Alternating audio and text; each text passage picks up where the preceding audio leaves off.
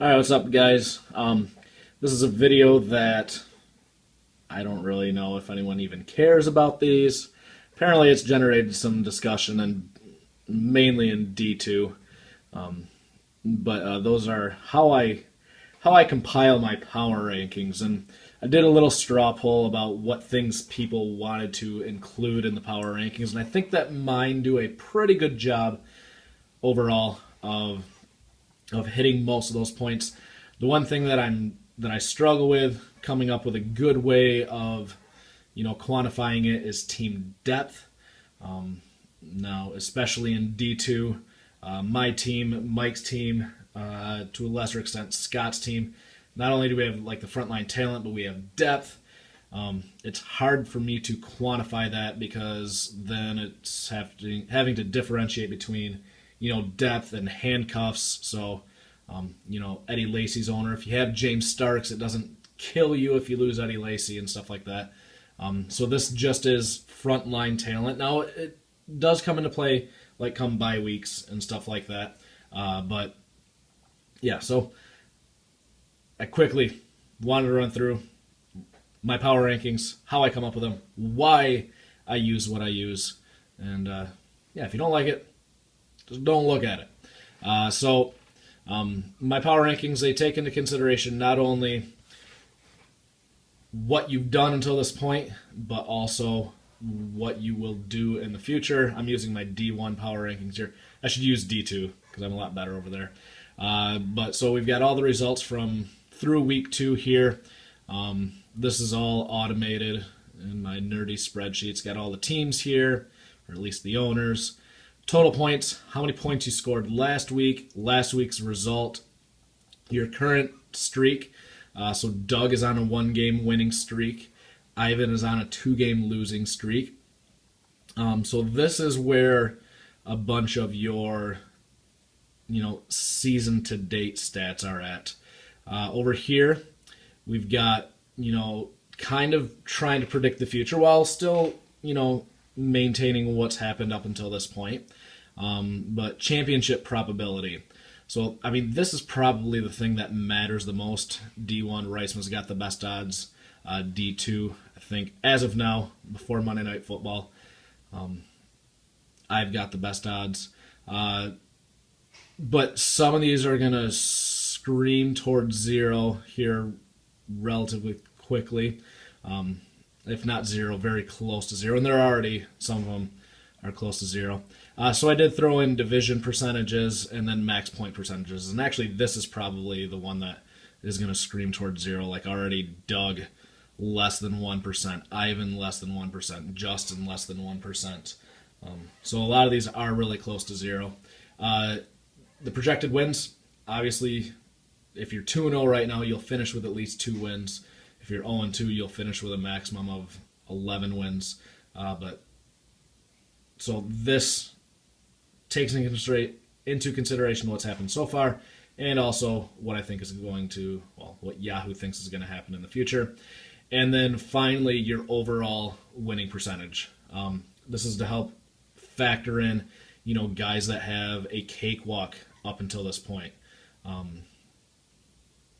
Rob in D1, Jared in D2. You've been blessed with a pretty easy schedule overall. So how do you compare to the rest of the league and Reitzma? Based on, how many points he's had every week, this is his overall winning percentage if he was to play everyone every week. So these are just the raw numbers. I use different concepts for each one of these different categories. So total points, you're ranked between 1 and 12, 12 teams in the league. Your last week points ranked between 1 and 12, 12 being the best, 1 being the worst. For those, I just gave you the total amount of points. Whatever your ranking was. So Reitzman has the most points in the league, so he gets 12 points. Brian had the most points last week. He gets 12 points for that. Last week's result, whether you win or lose, that does matter. So, I had the 5th most points last week, but because I got the loss, that should still hurt me. And then on top of that, your streak as well. So someone that starts off 0-3 and maybe they go on a 5-game winning streak, like Lori Newberta thinks she's going to. So if you're 5-3, that's a better 5-3 right now, or once we get to that point, than if you started off 5-0 and lose 3 games in a row. So I do take your streak into consideration as well. For every game in your streak, you get double that amount, either 2 in the positive or 2 in the negative.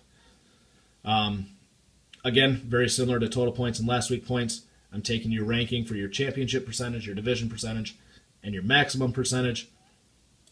Wrightsman's got the team to beat in D1. Take your projected wins.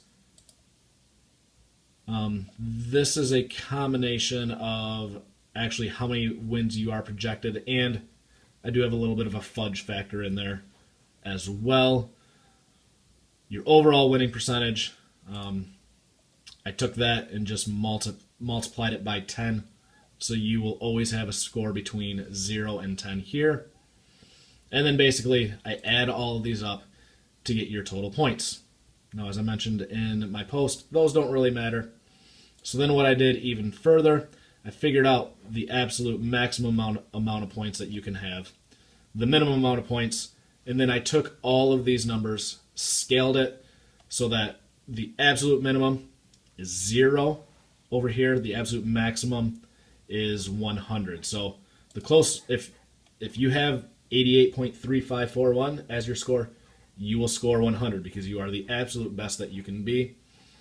For the minimum, you can have a negative score here. The smallest score you can have here is 0. And then just to pretty it up a little bit, here's the overall record. So Wrightsma would be 19-3 in D1. I think through 2 weeks I would be 20-2 in D2. So this just pretties it up a little bit. We've got taking our actual team names and the abbreviations I came up with, and then give you the points. The points are what matters here, if these matter at all. Again, Wrightsman very, very close to being perfect through 2 weeks. Ivan, not so much. So these are not your probabilities of winning a championship. These are not just what you've done until this point. So even if you are 2-0, 3-0, that doesn't automatically mean you'll be at the top of the rankings if you have had an easy schedule so far. Maybe this doesn't help. Maybe it does. Maybe none of you care. Maybe no one's still watching. I don't know. I enjoy these. The reason why I like these as opposed to, using your mind and your knowledge, you will have some bias no matter what. Even if you think that, you're being completely subjective, completely objective, there is still some subjective nature when you use your own mind. These are all automated. These are not my feelings. These are based on what I think is important, but it's all automated from the actual results. So, yeah, that's it. I'm sure no one is still watching. Peace.